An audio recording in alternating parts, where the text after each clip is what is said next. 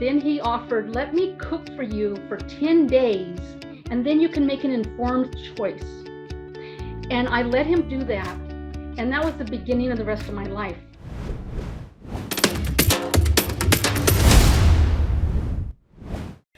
Hi there, welcome to Finding Your Spark again.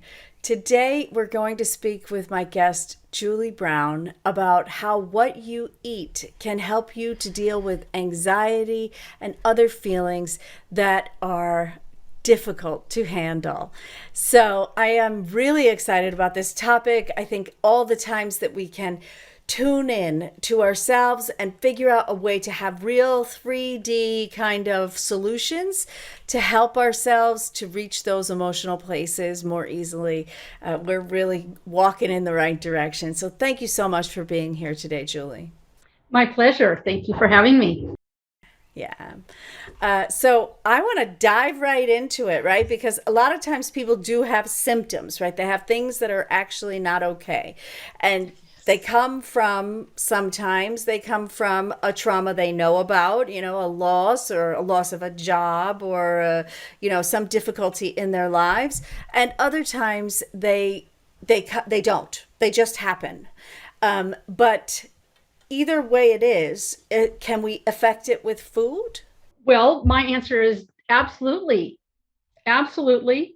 And every person is different. And again, you were talking about the causative nature. And so it's so complex. And my case is very complex. What I did is my personal story, and everybody has their own.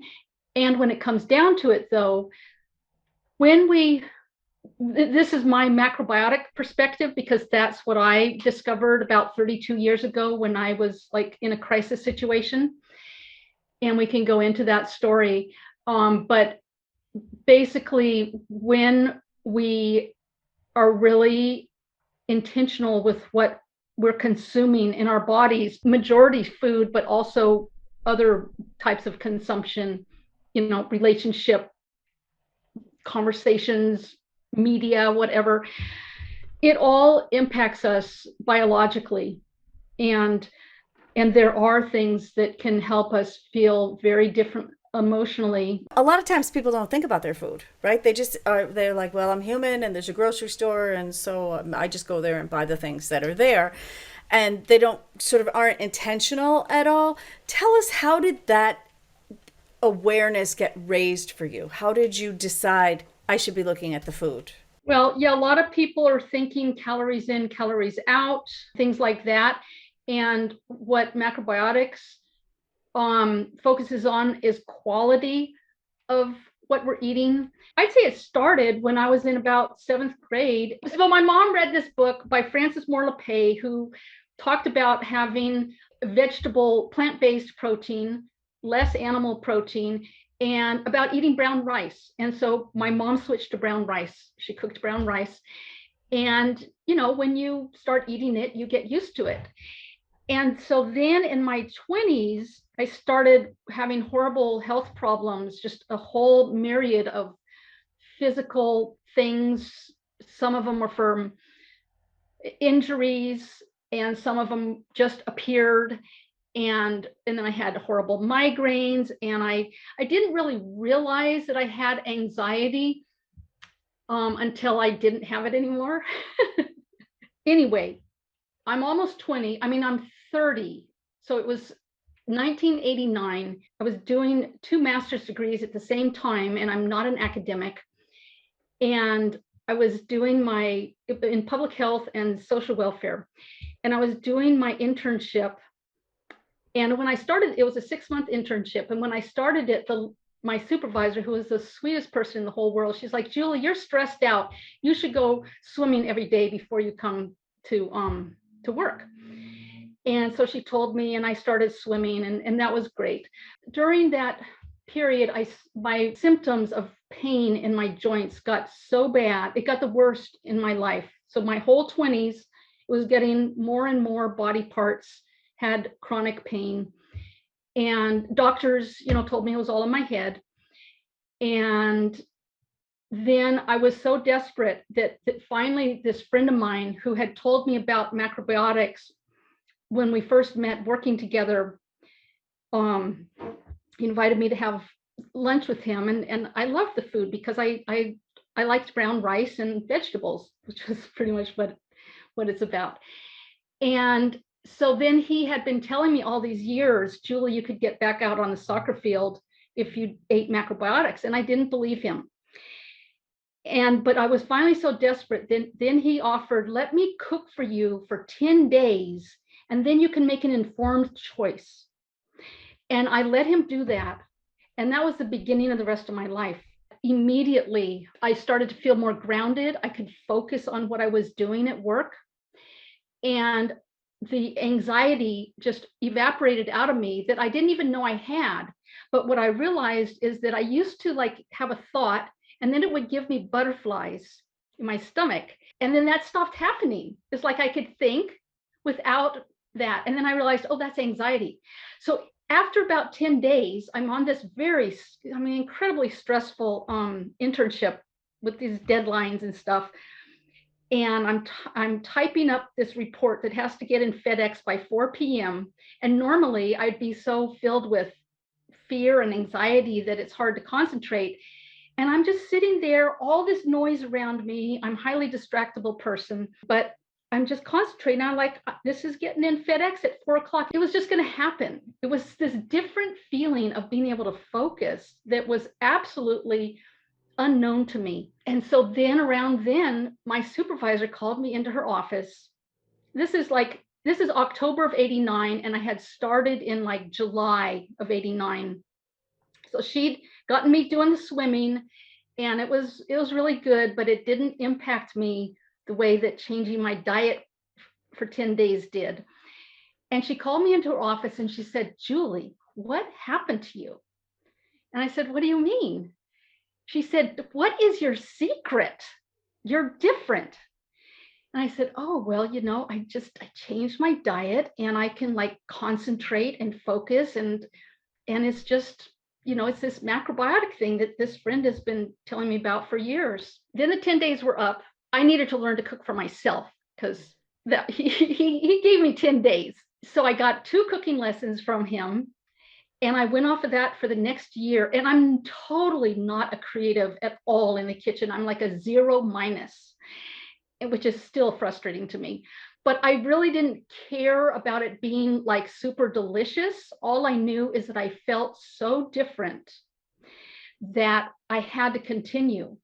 And so over that year, I graduated, and then I got my first job out of graduate school as this social worker. So I was subcontracted in this place where I had a nice supervisor, but the contractor people, they hated me, and I was like not good enough because I wasn't one of them. Anyway, it was this horrible like prejudice situation that was so incredibly stressful because the contractors wanted to, catch me like messing up so they could get me fired or something like that. It was horrible. And so what I found is that I could maintain this reduced anxiety and this increased focus and also increased energy, because I have this problem with severe fatigue, that when I eat this way, then I have like 50% more energy. It's like absolutely incredible. And so I found during that year with this hideously stressful job because of those dynamics that if I had to like maintain about 75% of eating this macrobiotic way for me to stay level-headed and not let that anxiety come and be able to focus and be on my toes for these attacks that like came out of left field at any time from these hideous 2 women. That was really what got me going, was that it just affected my mental health before it affected my physical. Well, it did very fast help with my digestive and elimination stuff. So that was the first year. And then I continued on. And after about 2 years, because in the end of graduate school, I was getting these migraines I was taking stronger and stronger drugs for. And so after about 2 years of working really hard, eating not 100% macrobiotics, but working really hard at it, like bringing my own food to potlucks and to family dinners and stuff like that, and having people like really not be nice about it. This is 30 years ago, before everybody's vegan and before everybody's gluten free, and people like kind of expect you're going to have some say over what you eat. And Yeah. There's so, there's a lot of styles now that are acceptable. And in right, fact, any styles are acceptable because we think about food much more so. yeah. And so then after about 2 years, I realized I wasn't having the migraines anymore. And I stopped carrying pain pills in my purse. And so that's sort of my story, is that it just had this incredible impact in a short time. And even during those 10 days, I didn't stop everything of what would be recommended to stop, like a bunch of stuff, coffee, marijuana, sugar. I tried really hard to stop the sugar. And that has been the hardest thing. But anyway, that is my story. Oh, but let me give you just one more little thing about this story. So I had this horrible relationship with my dad growing up. So I always cry telling this story. But we, he hit all his kids a lot growing up, and then later on, verbal altercations. And every time I went home, I'd drive home for dinner. I'd drive home crying because we would get in a fight. And so then I disowned him for 2 years. I just had absolutely nothing to do with him. I didn't go home. I was in graduate school. I just couldn't deal with any extra stress. And so October 89, I started eating this way. My anxiety went down. And then in December, it was going to be the second Christmas that I wasn't going to go home because I refused to be around my dad. And then I decided I wanted to go home and see my little brother because he was there from New York. And I went home, but I was like, I'm not going to hug my dad. Oh, I know. And so I was with the therapist, so here I am, like 30 years old. And I didn't realize that I could go home and leave any minute I wanted, even in the middle of dinner. I had my own car, I had my own place to live. But it took my therapist telling me, Julie, you can go home. And if you're uncomfortable, you can get up and leave. And I was like, oh, really? Yeah. Yeah. It's so incredible how we don't understand and appreciate our personal freedom once we grow up. We stay in these patterns that we've learned.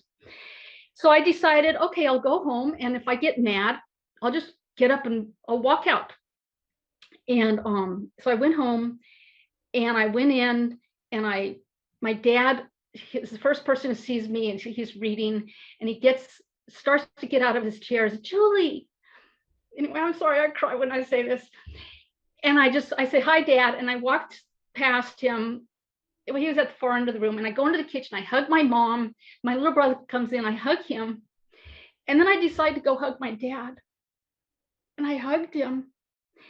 And 30 years of anger and hatred physically evaporated out of my head. It was this feeling. It was like nobody could see it. I just felt it. And so this was some kind of emotional release. And it happened because my anxiety was down enough that I felt safe enough to show up in a place, and kind of like with those horrible women, is like I could be ready for an attack. I was just able to be grounded and centered and listen to what was going on in just this much more free way than before. And so, yeah, so the long story short is my dad has treated me well for the last 30 years. And if I hadn't, gone through this change with what I did by changing how I ate, probably wouldn't have ever happened. Yeah. So I love that you're making this connection between the body and the emotional life, because we talk a lot on the podcast about our emotional life and what we can do to change that. And a lot of times that feels really etheric for people. They're like, yeah, but not for me, because when I try to meditate or to breathe or to do the things that we talk a lot about, that it doesn't work out for them. So this chemical, so sort of acknowledging our bodies as a chemical factory and giving it different fuel to make different chemicals, because it will make different chemicals if we put different fuel in, right?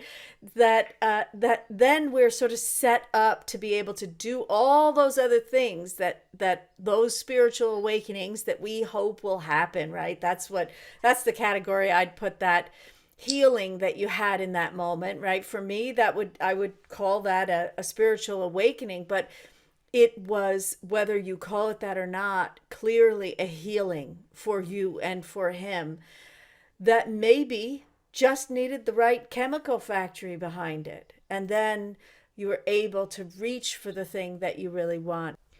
So tell me a little bit more about what macrobiotics is. So I think a lot of times people go like, "Oh, sounds scary." It's like being vegan. I'm vegan. I chose that a long time ago.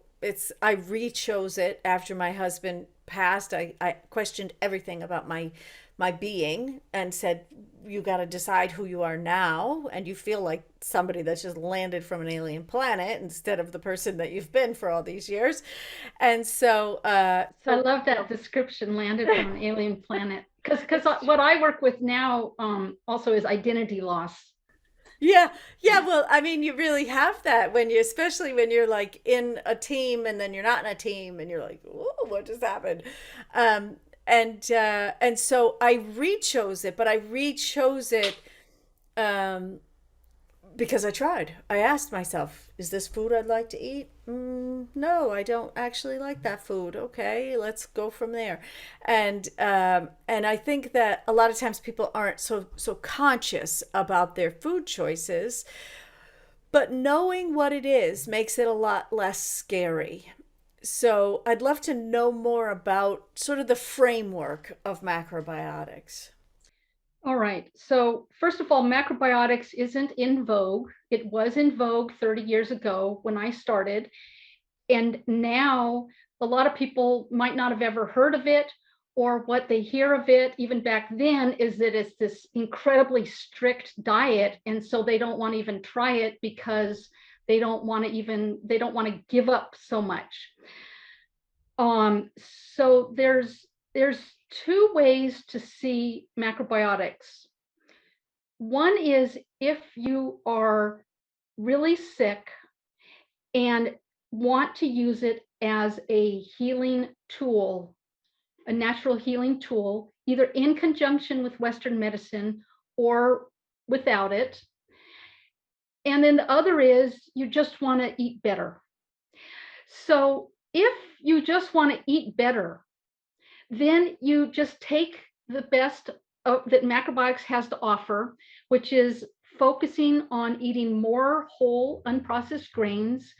So that means not in flour form, not whole wheat bread, but whole wheat. Usually we don't cook just whole wheat, but brown rice, quinoa, barley, millet.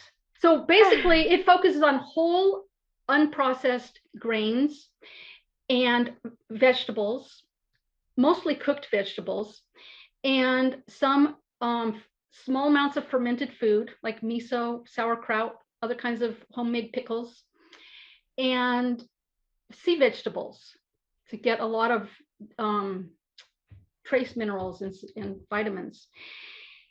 And So oh, you would and mostly plant protein, but it doesn't say you can't eat any. So the thing about macrobiotics, it doesn't. People think that it's this rigid thing, and you can't eat all this other stuff.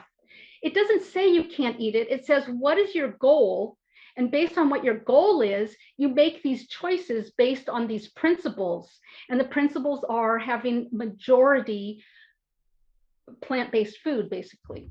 However, if you are going like I was for a healing diet, then you do want to get real serious about eliminating a whole bunch of stuff. So the whole thing about macrobiotics is balance, quality of your nutrition and the balance of it. The other part about macrobiotics is you want to have a variety of food and a variety of cooking techniques. Okay. So So we there's could like 8 different stir ways. fry. We could Yeah. stir fry. We could, right, not with specific whatever they say about the oil or whatever. And we could make soups and we can cook in all these different, we could bake things. We can do in all these different ways. Okay. So it sounds like actually it's quite open, but the concepts are to increase the variety of grains and the amount of grains. Whole And grain. variety of vegetables and amount of vegetables. And to start reducing animal protein and increasing plant protein. Okay, so this is not too far up for starting from a lot of things that are out there right now. Obviously, it's not keto, but that's another story. Um, so, in terms of dealing with our emotional life and what we put in our mouths, I found that for myself and for many of the people that I work with, that what we're putting in our mouths when we're in grief or in anxiety or even within the time frame, but we don't feel like we're off emotionally. We feel like, no, no, I got this now, but we sort of are still within reach of those things. It isn't necessarily all that well thought out and sometimes carries a little trauma, right? So, for instance, with me, I really had a hard time going back in the kitchen after my husband passed because there were things that happened at the end of his life that were difficult and involved the kitchen, you know. And so so then for a while I was like, well, I'm just never, I don't need a blender. I'm never going to eat out of a blender again. I don't need a a Cuisinart. I don't need to chop things ever again. You know, I started throwing out baking dishes, and you know, and people were like, "Okay, just pick them up out of the garbage, and when she's ready, we'll give them back to her." You know, so so that kind of becoming intentional and being centered seems like it is kind of the starting point for this space of healing emotional stories, whether they're temporary or long term. Does that sound like I, straight? I think that we go through many starting points. I continually go through starting points because that's the other thing about macrobiotics is when you hear somebody, they say they're macrobiotic. Well, what does that actually even mean? It's like, because we do things differently and we eat other stuff and we don't eat what we should eat and stuff like that, what we should, in the sense that it makes our body, it's easier on our body and it makes us feel better. And so I think the important thing is to understand that, like, I made a decision. I had this, I was desperate.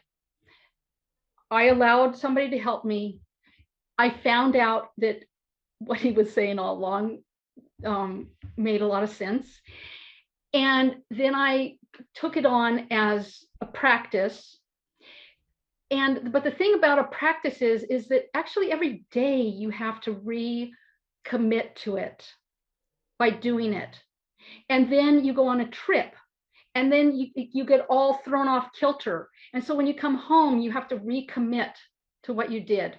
Or you have a huge event in your life, you know, like a tragic event, and you get off all kilter. And so then you recommit again. So I think life isn't about making a decision, it's about every day recommitting to the decisions that make sense. Wonderful, wonderful. So if you have one that you can think of, is there any kind of one little tiny small thing that if somebody said, yeah, I want to try to reach for eating a little bit better so that I can impact my health, what would you say? And they're not ready. They're not ready to call someone up, you, and say, "Hey, I need help," right? But Mm. they go like, "Let me just try a little something, see if I even know how to change my diet." What would be the one thing that you would ask them to do? So the easiest and the hardest would be to stop eating sugar. Stop eating and drinking sugar. And so I say it's the easiest because we can still eat all kind of other stuff that maybe we might think of decreasing or eliminating later. But and just by eliminating the sugar means you don't have the dessert, you don't drink sugar, just don't drink sugar, period. Well, that is a great starting point, and I really appreciate you giving that to our listeners because uh, it's nice to have a place to start, right? And to, yeah, you can always dig in later, but a lot of times when we're walking through a darker period, a time that is difficult, we just get overwhelmed with the details. But to have a place to start and say, you know what, today I'm just not going to eat that dessert, or I'm just not going to drink that Coca-Cola or whatever it is that you drink with sugar in it, is a great way to describe a start. Yeah, and I love that what we're dealing with in this episode really is that sensation of those butterflies. That happened to me after my husband passed away. I did not know what it was, like you said. I did not know what was happening, but I was like, I couldn't focus. I particularly in certain circumstances, and I thought, there's something wrong with me. There's something wrong with me. And then I realized, oh, this is what people describe as anxiety, even though I had worked with the emotions for many, many years, right? But when you experience something, it's very, very different than when you know about it, right? So Right. this was really firsthand and severe, really severe, like you got to sit down and you can't function, kind of severe. Mm. So I'm glad to know that there's a way forward from that, even when our listeners are really in a tough spot. Can I ask one more question about this? And it's we're going to take it to a totally different place, and that Good. is that is about joy. That is about peacefulness and joy, and the relationship between accessing those higher levels of consciousness, right? Those easier in your body, easier emotions for you to experience, and the relationship to food.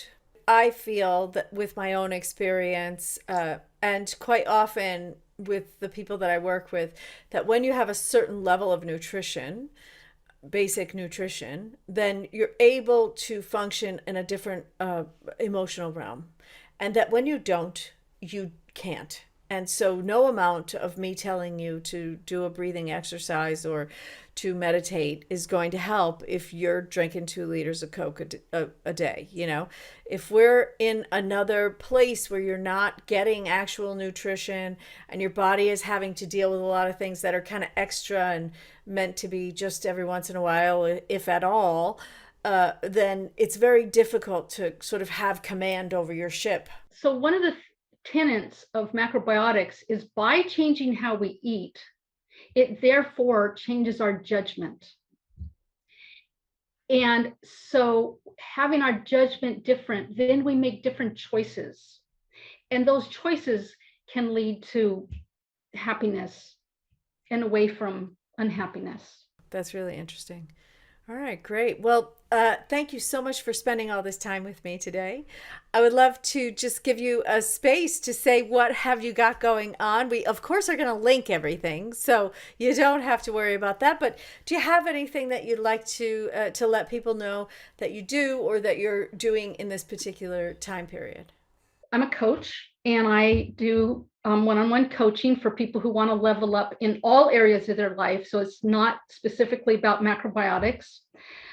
I also do one-on-one macrobiotic consultations that give extremely detailed recommendations on how to basically recover your health or potentially recover your health. There's no guarantees, but for people who want to do really serious health work with through their diet, I do that. And I have a podcast called Bold Becoming. It's for people who've had the rug pulled out from under them and they're all discombobulated with their identity, kind of like you're describing, coming from a different planet or whatever that was. That was great. And and I'm writing a book called Masters of Change, and it's about the intersection of identity loss and personal transformation. Wonderful, wonderful. Thank you so much. We will make sure we'll link all this for our listeners on whatever platform you're listening. You should be able to find this information and comment and follow and let us know, do you like these topics? Is this helpful? Anything you've got to say, we'd love to be able to interact. And again, thank you so much. Thank you so much too, Donna Lynn. Great work.